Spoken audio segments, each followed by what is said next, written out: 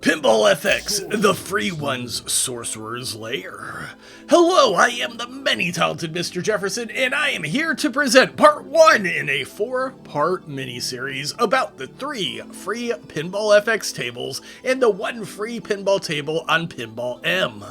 The first table I'm going to cover is the Sorcerer's Lair, which was not a table I thought I would enjoy because of the theme, which depicts a pair of young children, and frankly, I generally find most things with small children pretty annoying and not appealing at all, so I am probably not the target demographic for this theme. Most of the worst sequel movies I've ever seen have the formula, the first movie, plus a kid. If you've ever seen Blues Brothers 2000, you might understand my irrational dislike of children in video games and movie and other media.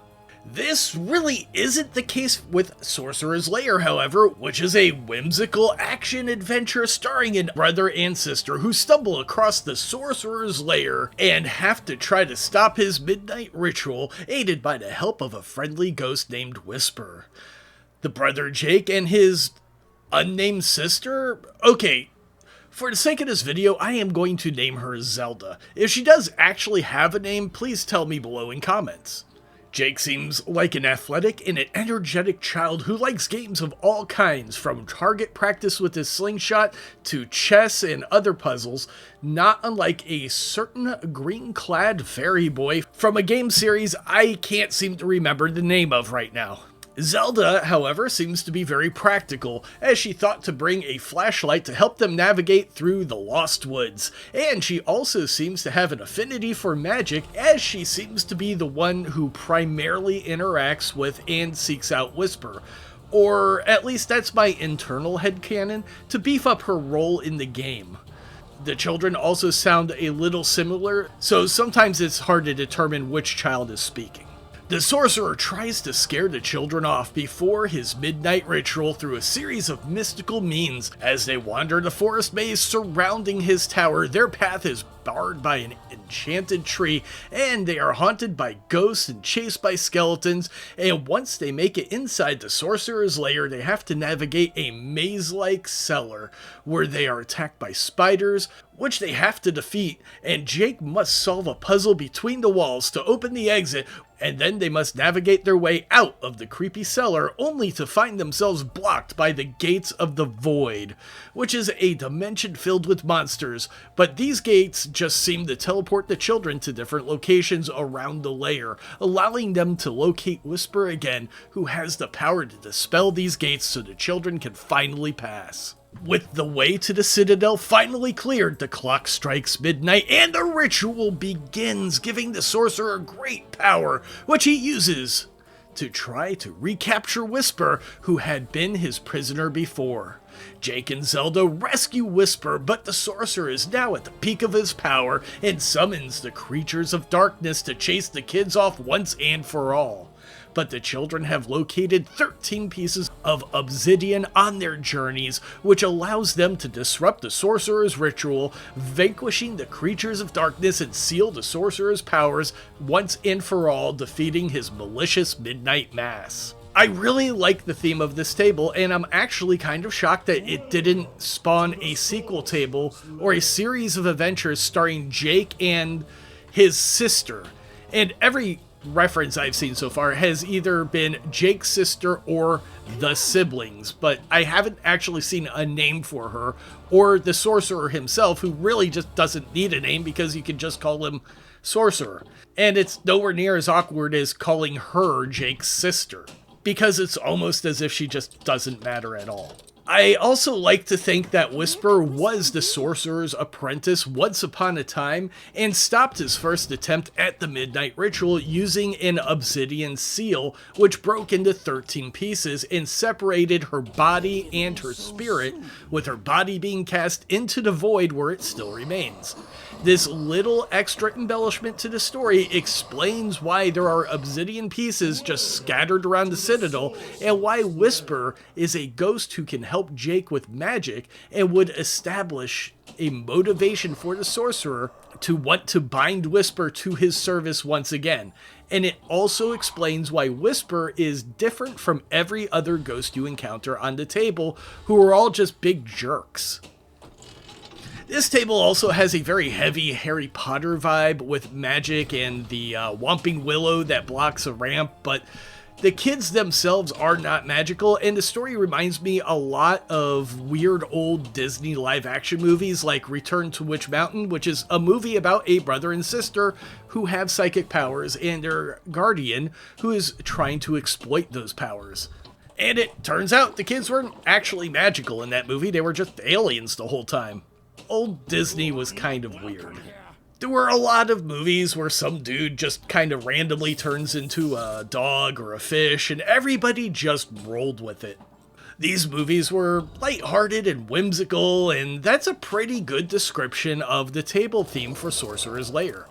It also reminds me of the plot of The Black Cauldron, in which the Horned King seeks out the Black Cauldron, which will allow him to control an army of the undead, but his plans are foiled by a young boy and girl, and the most annoying Disney mascot character maybe of all time. Despite being an actually good movie, the first Disney animated movie to use CGI, The Black Cauldron, flopped so hard it actually nearly killed the Disney animation department.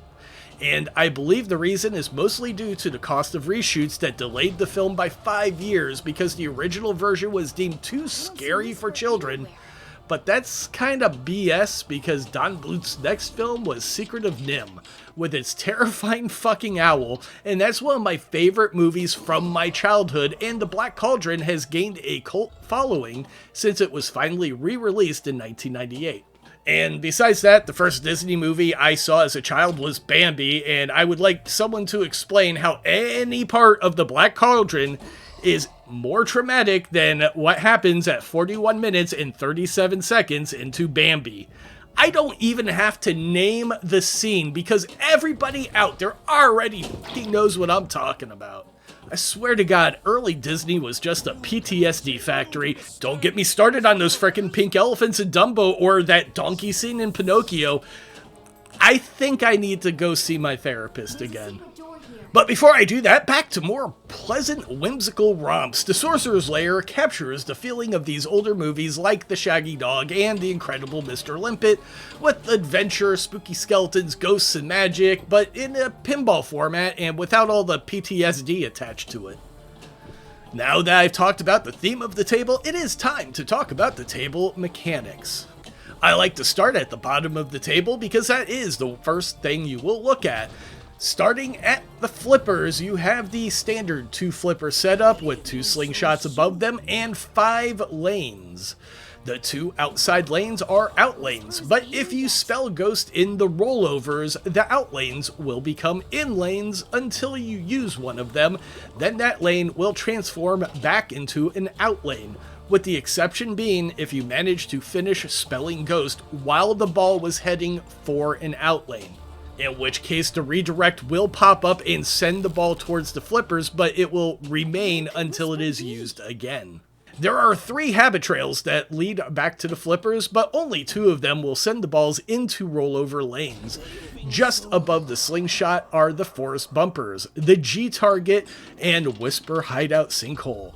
Every 3rd hit to the hideout sinkhole, you will find Whisper, who will give you a random award, which can include a chance for an extra ball.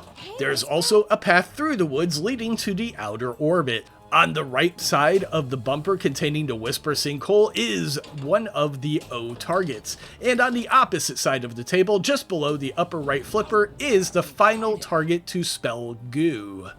Spelling goo will raise your multiplier bonus, getting a 10 times multiplier will light up an extra ball and gain an obsidian stone.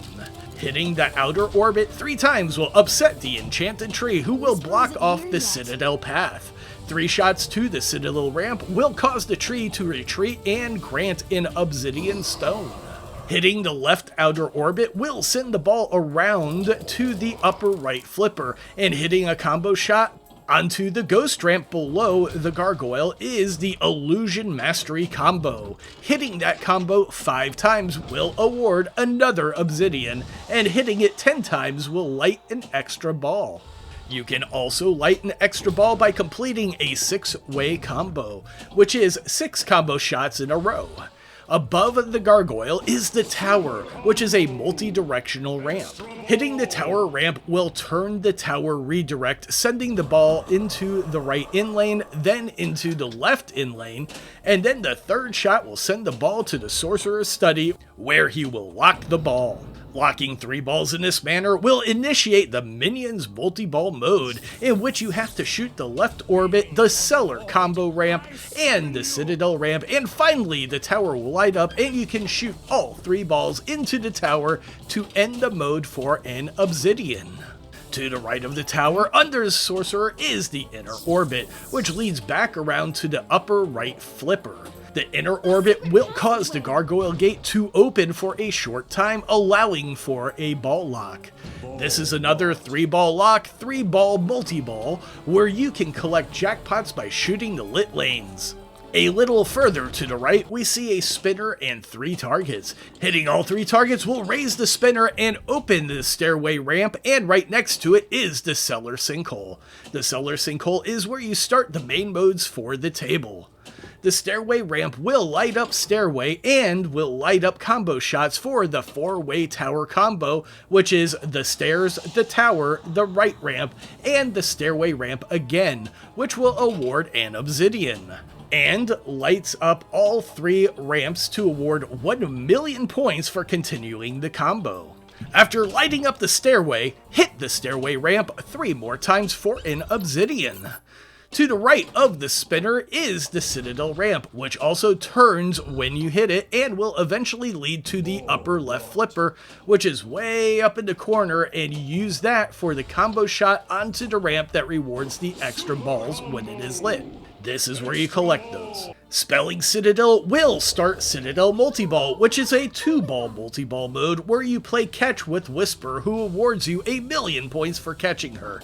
Each of the main modes on the table are started by hitting the Cellar sinkhole and will award an Obsidian for completion. Behind the Walls is probably the easiest mode on the table. It brings you to a mini table with gears on one side and seesaws on the other. The direction of the gears can be changed by the flipper buttons, and the seesaws can be raised and lowered with the flippers as well, so you can guide the ball to the exit. Arachnid Attack is another mini table, which is also shared by the Creepy Cellar mode.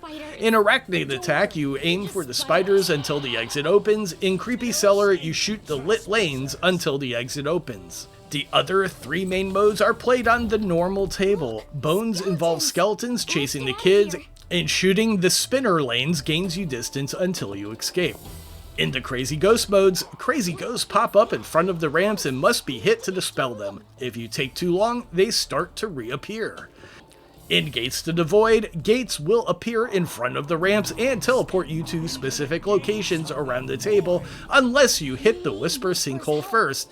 When you hit the Whisper sinkhole, Whisper will empower the ball to destroy the portals when you hit them. Completing all 6 modes will open up Midnight Madness, which is started the same way as every other main mode. The mode starts with the Sorcerer trying to abduct Whisper, who you have 25 seconds to save by hitting either of the cross ramps. If Whisper is saved, an Obsidian is awarded.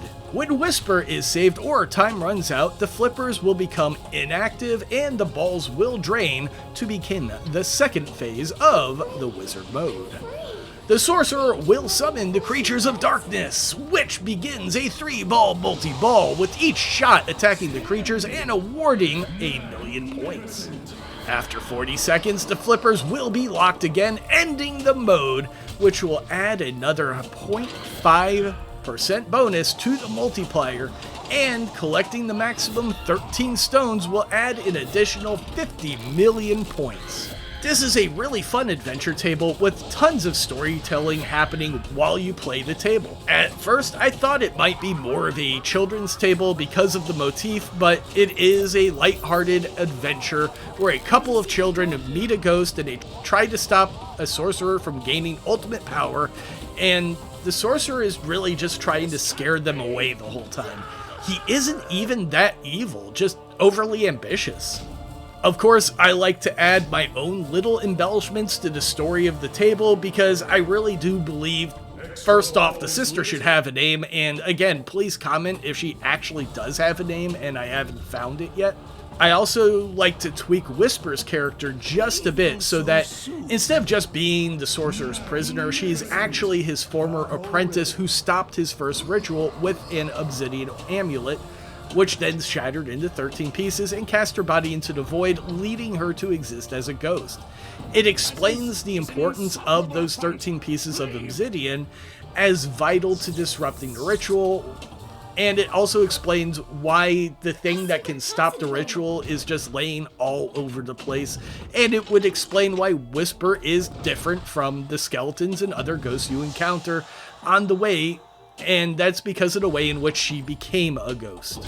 This small alteration also helps open up the possibility for a sequel table where you search the void to unite Whisper with her body, and maybe even encounter the Sorcerer again, who may have wound up being trapped in the void after the midnight ritual, and is using Whisper's connection to her lost body to try to find a way to escape the void.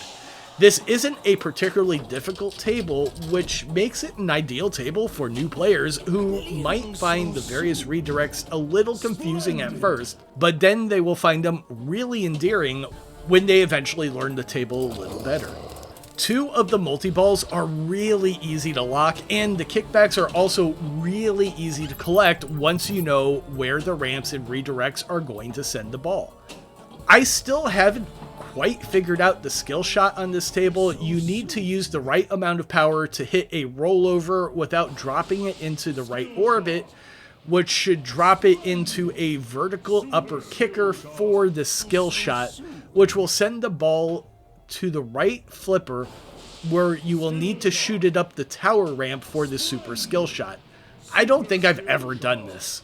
The table, however, looks fantastic, and it's really fun to play, and I think it's a really good table for new players because it's not a particularly punishing table, and what I mean by that is it doesn't punish bad shots by flinging the ball straight down the drain at supersonic speeds like on some of the more difficult tables. Sorcerer's Lair is free with the also free download of Pinball FX, and it's an amazing introduction to pinball for new players, which is exactly what a free table should be. Back when I was a kid, when you bought the Super Nintendo, you got Super Mario World. When you bought the Genesis, you got Sonic the Hedgehog, and when you download Pinball FX, you get Sorcerer's Lair, because if the first thing you play is awesome, you're probably going to buy more games for that platform, and that's exactly what Pinball FX is. It's a gaming platform with hundreds of tables available, just like a video game console would have hundreds of games available. This video should be coming out around the same time as the other The Free Ones videos, which will include Wild West Rampage, Fishtails, and Wrath of the Elder Gods Director's Cut over on Pinball M, which is also free to download. If you have any more tips for this table, please let me know in the comments. I would like to thank my viewers, my subscribers, my channel members, and all of you who hit the thumbs up button, and an extra special thanks to those of you who went above and beyond in supporting my channel so I could afford all of these awesome Pinball FX tables to review. Except for not the ones I'm reviewing right now, those were free. That's the whole point of this series. I also want to thank NClearBlack for playing these tables over on his Twitch channel so I could clip the wizard modes in the harder shots, because this is a guy who can actually hit the wizard modes, and if you really want to learn how to be good at these tables, you should be watching how he plays them over on Twitch. Links below. Until the next video game or pinball table review, toodles!